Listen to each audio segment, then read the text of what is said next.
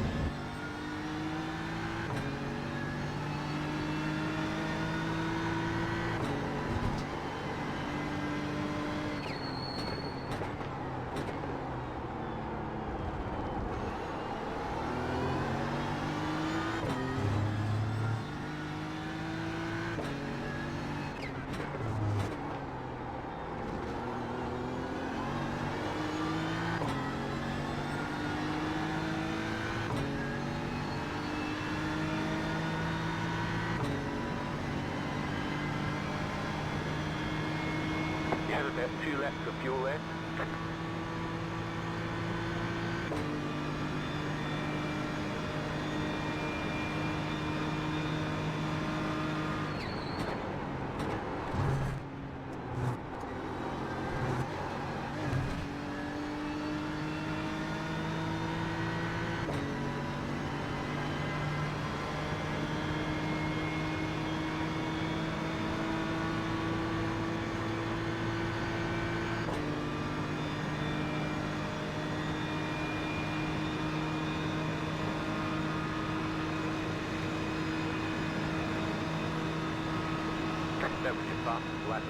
So that was the full speed lap around Daytona. I'm now on the replay, as you can see, just at the start finish line, so I can talk you through the lap.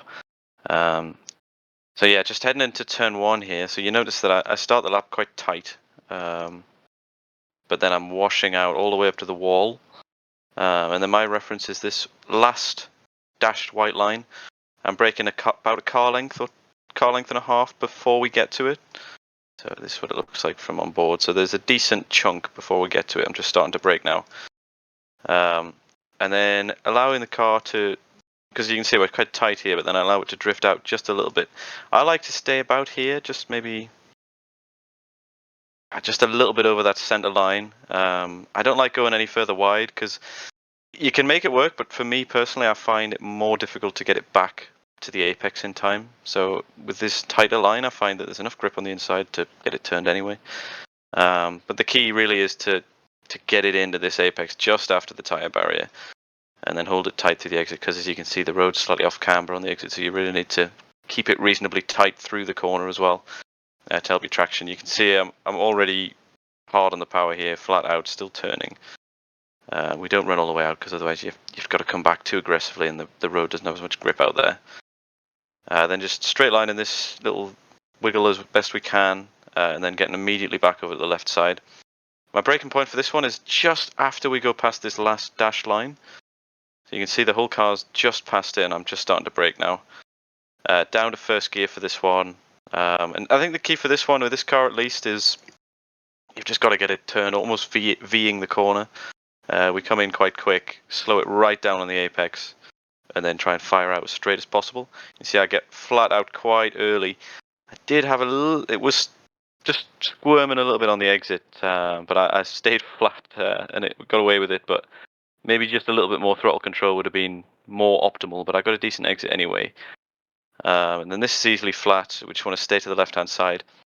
Looking at this service road or other bit of track, and I'm braking just as we get in line with the start of it. As you can see, just starting to brake now as we go past the start of it. Staying to the left and then moving over quite early. It's quite a long, like you can see the road starts to go in quite a long way before the apex, so we start to turn in early. Make sure you get some of this curb, and then it's almost a double apex corner, this one. We don't quite get back to the second curb, but what's important to do is to make sure you really rotate the car before you fire out on the throttle, just because it just makes it that much easier to get good traction out of the corner. So you can see I'm quite straight by the time I'm really accelerating. Just really helps to fire out onto the little straight. And then moving back across the right hand side, again we're looking at this service road bit, braking as soon as we're in line with that with the front of the car. You can see I'm just starting to brake just about where we're in line with that, staying as far right as we can, using a little bit of it, and then all of this curb. And then again, we get right into this curb, and this is a bit of a weird corner. It's kind of got multiple lines, so you can run it out wide, you can go really tight, and I kind of do a bit of a middle line on this lap.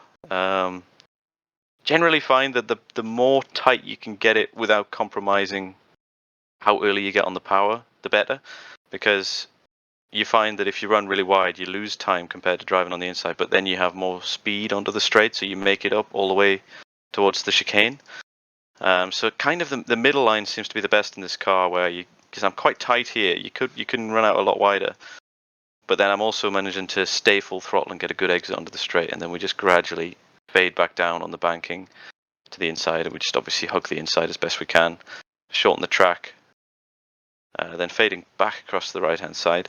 For this one, my reference, I'm looking at the 2 board initially, but then there's a little yellow light which you can see just here. I think you can get a better view of it from the cockpit. I'm braking just after that goes out of sight. So you can see it goes out of sight now, and then we're getting onto the brakes pretty much immediately. That's the best reference I can use. You can use the 1 as well, and just judge your distance to it, but I prefer to look at that yellow light. Just down 2 gears to 4th for this one, and the key with this one is really trying to open it up in the first part. So you can't take any of this grass without an off track. It's the same for all of it. You can take a tiny bit of grass without getting the off track, but it's a lot more strict than it used to be. So you see here, I get across this last bit, just getting that's about as far left as you can get without getting the off track. So that's about right. And then if you time the turn in right, just cut this one a tiny bit. Any more than that, and it is an off track. So you've got to really experiment with the track limits before you get used to it. But because we managed to open it up nicely in the first part, we're turning through this part quite nicely, and I can get on the power nice and hard without worrying about it understeering. The bigger issue, honestly, was traction. But you can see I just had a momentary tiny little lift as I went over this curve just to maintain the traction. And again, we nibbled just a little bit of the grass on the exit. You can actually take a little bit more on this last curve, as long as you kind of go like perpendicular or parallel to the curb. So if you do find yourself wide, you can kind of get away with it with 2 wheels on the grass, as long as you fire it out towards the right a bit more on the exit. But that does obviously cost you time. You can see here I managed to stay very left, so I don't waste time driving up to the right. And then it's just flat out run to the line, just stay tight on the oval. One note for quali is if you run around the top of the oval all the way, you will cross the line with a higher speed, which just gives you a slight advantage to start the lap. Obviously the first corner comes up quite quickly, so it's not a huge advantage, but it is worth doing. And yeah, that brings us to the end of the lap. So there we have it. That was the complete lap guide for the BMW GT3 for round 11 of the IMSA iRacing series at Daytona. The key with this one is, I suppose, it's probably maximizing your exits onto the big oval parts of the track. That'll be coming out onto the first banking and then out of the chicane as well. You see, if you get a poor exit, the car behind's going to have a massive run on you to the next corner. But yeah, that's it from me. So thank you for tuning in. If you want to check out any of the other lap guides we do, feel free to check them out on the YouTube channel, and any other information you need about all the other services we offer at Coach Dave, check out the website or the Discord, and everything you need will be there. Yeah, that's it from me for the season. So I'll see you in the next season.